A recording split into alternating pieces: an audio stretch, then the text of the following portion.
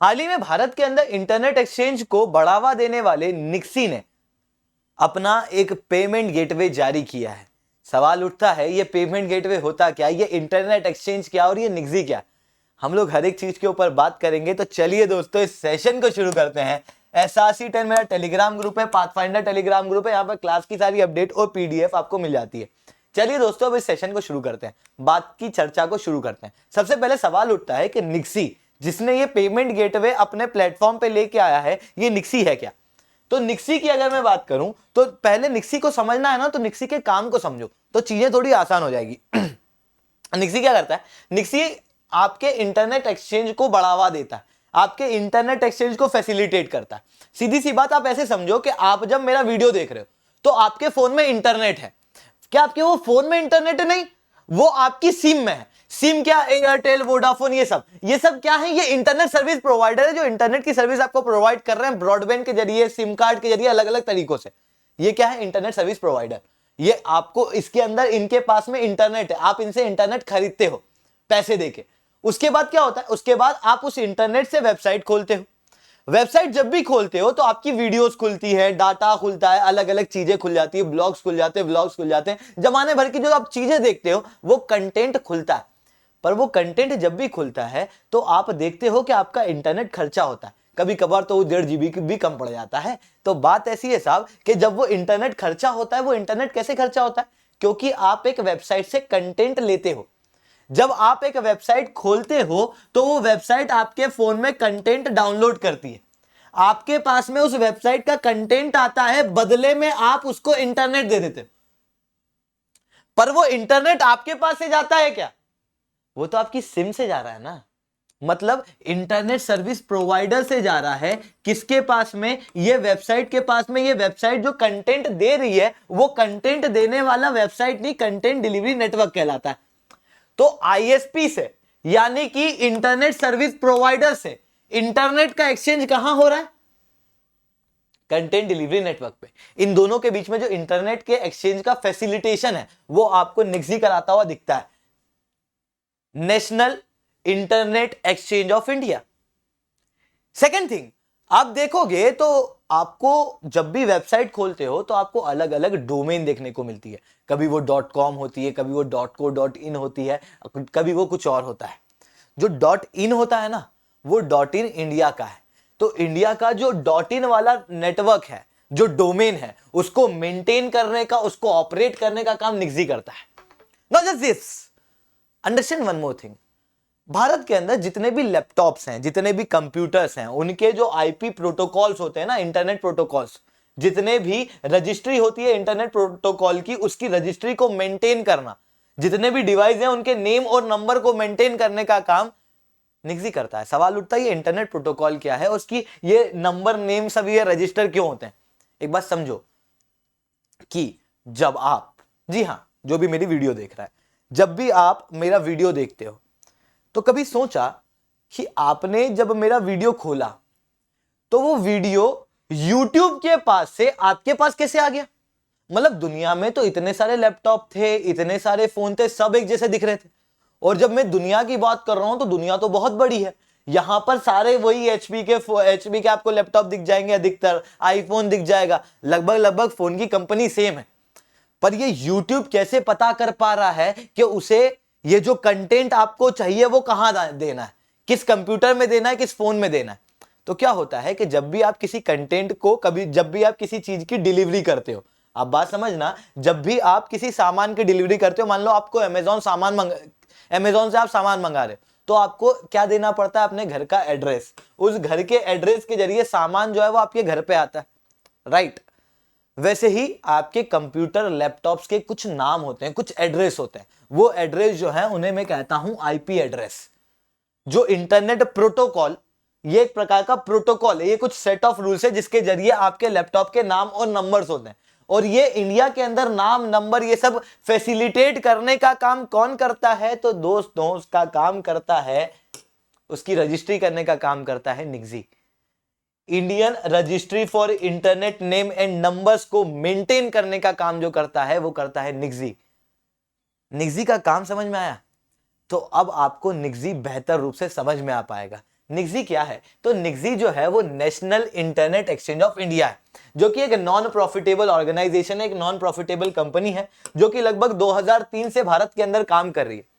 इसका काम क्या है? इंटरनेट टेक्नोलॉजी को बेहतर बनाना, उसके इंफ्रास्ट्रक्चर को और मजबूत करना, क्योंकि इंटरनेट का जो एक्सचेंज है कराने वाली ये निक्सी है।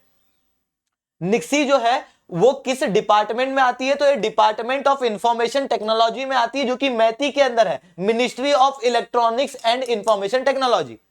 इसका काम क्या है? इसका काम है इफिशिएंट और इफेक्टिव रूप से पियरिंग राउटिंग करना, एक्सचेंज ऑफ इंटरनेट को फैसिलिटेट करना, ट्रैफिक को मैनेज करना इंडिया के अंदर। ये सारी चीज का काम कौन करता है? ये सारी चीज का काम करता है आपका निक्सी।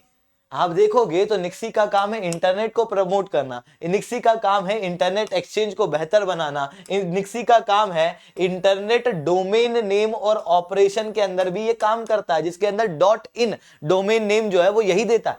इसने अभी अभी पेमेंट गेटवे बनाया। सवाल उठता है ये पेमेंट गेटवे क्या होता है? चलो उसके ऊपर भी बात करते हैं। पेमेंट गेटवे, पेमेंट गेटवे, कभी आपने अमेजॉन या कहीं पे भी ऑनलाइन पेमेंट किया होगा तो आपने देखा होगा कि आपके जैसे ही आप ऑर्डर को प्लेस करते हो तो ऐसा कुछ एक पार्ट आ जाता है जहां पर आप क्या करते हो, अपना अकाउंट आईडी, आप यूपीआई से पेमेंट करना चाहो तो उसकी डिटेल, यूपीआई आईडी, आपका पासवर्ड, वो सब डालते हो। अगर आप वो नहीं कर रहे हो, अगर आप कार्ड से पेमेंट कर रहे हो तो आप कार्ड से पेमेंट करने के लिए कार्ड की डिटेल डालते हो। ये सब कैसे हो पाता है?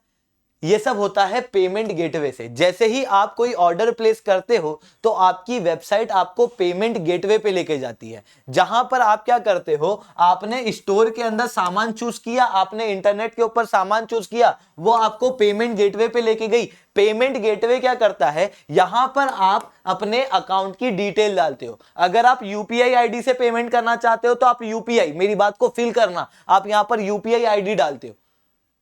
अगर आप वो नहीं करना चाहते हो, अगर आप कार्ड से पेमेंट करना चाहते हो तो आप अपने कार्ड की डिटेल डालते हो। जब आप अपने कार्ड की डिटेल डालते हो तो वो इंफॉर्मेशन ये जो है ये अपने पेमेंट प्रोसेसर में भेजता है, और वो पेमेंट प्रोसेसर से इंफॉर्मेशन बैंक के पास में पहुंचती है कि मेरे को इस फलाना फलाना अकाउंट से इतना पैसा काटना है क्योंकि वो सामान ले रहा है। बैंक बताती है कि क्या इस व्यक्ति के अकाउंट में इतने पैसे हैं कि नहीं। अगर पैसे नहीं है तो यहां से जो बैक इंफॉर्मेशन जाएगी वो जाएगा फेल, है ना, ट्रांजैक्शन फेल्ड। और अगर यहां से फैसिलिटेट हो जाता है तो वो क्या होता है, वापस से रिस्पॉन्स देता है कि पेमेंट हो चुका है, पेमेंट हो चुका है, और आपके अकाउंट में आपके सामने दिखाता है पेमेंट डन।